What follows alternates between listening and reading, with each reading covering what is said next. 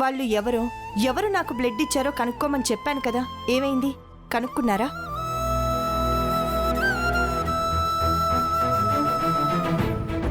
అమ్మా, అంటే బ్లడ్ ఎవరిచ్చారో తెలుసుకుంటే ఆ బ్లడ్ పల్లవి ఇచ్చిందని తెలిస్తే మ్యాచ్ అయితే పల్లవి నీ కూతురని నీ డౌట్ నిజమైపోతుందనుకుంటున్నావా?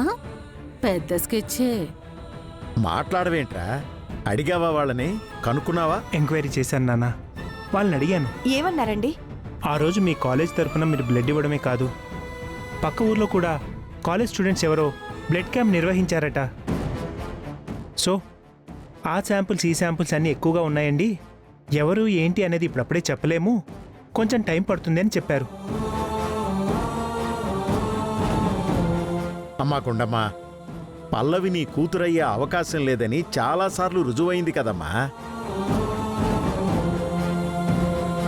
వాళ్ళ మ్యారేజ్ సర్టిఫికేట్ బట్టి చూశాం, ఎక్కడా మ్యాచ్ అవ్వలేదు. పాపం మీ పాపేనా, ఎక్కడైనా దొరికిందా అని వాళ్ళ తల్లిదండ్రుల్ని కూడా అడిగాం. వాళ్ళ పాపే అని చెప్పారు. కానీ స్వామీజీ చెప్పారు కదా మావయ్య గారు, నా కూతురు ఈ చుట్టుపక్కలే ఉంది అని. ఆయన చెప్పిన దాన్ని బట్టే కదా మనం మ్యారేజ్ సర్టిఫికేట్లో తెలుస్తుంది అనుకున్నాం, కానీ ఏం తెలియలేదు కదా. ఎన్ని విధాలుగా పల్లవి నా కూతురు కాదు అని ఆధారాలు కనిపిస్తున్నా నా మనసెందుకో నా కూతురు అని చెప్తోందండి. నా మనసెందుకు అలా చెప్తుందో నాకిప్పటికీ అర్థం కావడం లేదు. నా మనసు చెప్తుంది నిజమే అన్న నమ్మకం నాకిప్పటికీ పోలేదండి. అలాగని మనం ఏ నమ్మకంతో ముందుకెళ్ళగలమమ్మా? దీనికి ఒక దారుంది మావయ్య.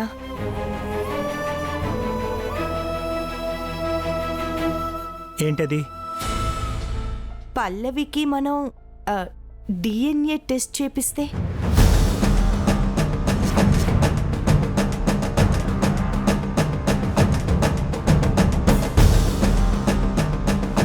డిఎన్ఏ టెస్టా?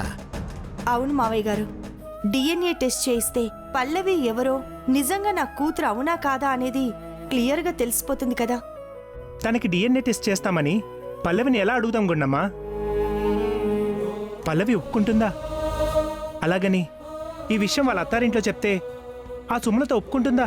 అందుకేనండి పల్లవికి కానీ ఆ ఇంట్లో వాళ్ళకి కానీ ఎవ్వరికీ తెలియకుండా టెస్ట్ జరిపిద్దామండి. బ్లడ్ శాంపుల్స్ తీసుకుంటే ఎందుకు తీసుకుంటారని పల్లవి అడుగుతుంది కదా, ఏం చెప్తాం? డిఎన్ఏ టెస్ట్ చేయించాలి అంటే బ్లడ్డే కావాల్సిన అవసరం లేదండి, తన తల వెంట్రుకల్ని బట్టి కూడా చేయించొచ్చు కదా.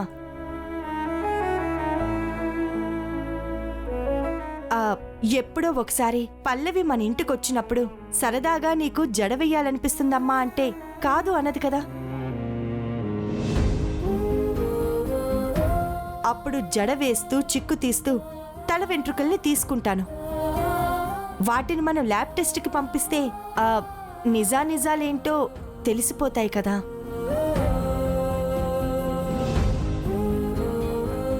దీని కూతురికి డిఎన్ఏ టెస్ట్ అంటుందేంటి?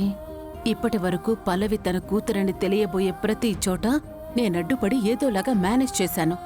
మ్యారేజ్ సర్టిఫికెట్ విషయంలో మేనేజ్ చేశాను, దాన్ని పెంచిన వాళ్ల విషయంలో మేనేజ్ చేశాను. పల్లవి గుండమ్మ కూతురన్న విషయం తనకి తెలియకుండా అన్ని విధాలుగా జాగ్రత్త తీసుకున్నాను. ఇప్పుడు డిఎన్ఏ టెస్ట్ చేస్తే ఖచ్చితంగా తెలిసిపోతుంది. లేదు అయితే డిఎన్ఏ టెస్ట్ అన్న వీళ్ళు చేయించకుండా చేయాలి, లేదా డిఎన్ఏ టెస్ట్ చేయించినా పల్లవి తన కూతురన్న విషయం తెలియకుండా అయినా చేయాలి. చేస్తాను. వీళ్ళు ఏ స్టెప్ తీసుకుంటున్నారో తెలుసుకొని దానికి రివర్స్ డ్రామా నేనాడతాను.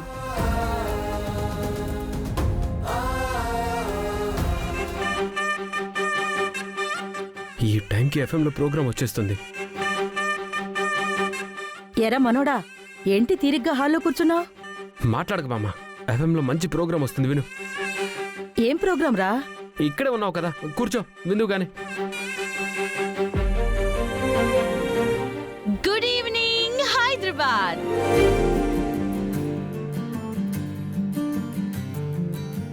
ఈ రాత్రి సమయంలో మీ అందరి కోసం ఎన్నో కబుర్లని మోసుకొచ్చేసింది మీ ఫేవరెట్ ప్రోగ్రామ్ గలగల విత్ కోకిల. అమ్మో, నానమ్మ ఈ అమ్మాయి ప్రోగ్రాం చాలా బాగుంటుంది. వాళ్ళేదో సోది చెప్తూ ఉంటారా, వినడం ఎందుకు, టైం వేస్ట్. నానమ్మ అలా అనొద్దు, నేను తన ఫ్యాన్ని. ఈరోజు టాపిక్ వచ్చి దేని గురించి మాట్లాడదాం? అబ్బా, ఎన్నో కబుర్లు మోసుకొచ్చానని చెప్పి ఏ టాపిక్ గురించి మాట్లాడదాం అంటుంది ఏంటని ఆలోచిస్తున్నారా? చెప్తా నా దగ్గర చాలా కబుర్లున్నాయి. అవన్నీ చెప్పే ముందు లిజనర్స్ ఎవరి దగ్గర నుంచైనా కాల్ తీసుకుందాం. మా ఎఫ్ఎం నెంబర్ తెలుసు కదా, ఆ నెంబర్కి కాల్ చేసేయండి. మీకేమైనా డౌట్లున్నా, సమస్యలున్నా, లైఫ్ లో జరిగిన ఫన్నీ ఇన్సిడెంట్స్ గురించి షేర్ చేసుకోవాలన్నా కాల్ మీ గలగలా విత్ కోకిల. ఇదిగో అనౌన్స్ చేశానో లేదో, ఎవరో కాల్ చేశారు. ఎవరని కనుక్కుందామా? హలో హలో కోకిల, హాయ్. ఎస్, చెప్పండి. నాతో ఇప్పుడు ఏం చెప్పాలని, మా లిజనర్స్ తో ఏ విషయం పంచుకోవడానికి మీరు ఇప్పుడు కాల్ చేశారు? నాకు చిన్న సమస్య వచ్చింది. అరెరే, సమస్య చిన్నదే అంటున్నారు కదా, దాన్ని నువ్వే సాల్వ్ చేసుకోవచ్చు కదా. చేసుకోవచ్చు, కానీ సలహా తీసుకుంటే మంచిదని. అయితే మీ సమస్య ఏంటో చెప్పండి. నాకు ఒక అబ్బాయి నచ్చాడు, వావ్. కానీ నాకు నచ్చాడా లేదా అన్నది నాకే డౌట్గా ఉంది. తను నన్ను ప్రేమిస్తున్నా అని చెప్పాడు. నేను తనని ప్రేమిస్తున్నానా లేదా అన్నది డౌట్గా ఉంది. ఏడ్చినట్టుంది. అసలు ఆ కన్ఫ్యూజన్ ఎందుకు వస్తుంది? అదే తెలియట్లేదు. అప్పుడు మీ సమస్యకి ఒకటే సొల్యూషన్. ఏంటది? కన్ఫ్యూజన్లో ఎలాంటి డెసిషన్స్ తీసుకోకూడదు కాబట్టి కొంతకాలం వెయిట్ చేయి. కాలమే అన్నిటికీ సమాధానం ఇస్తుంది.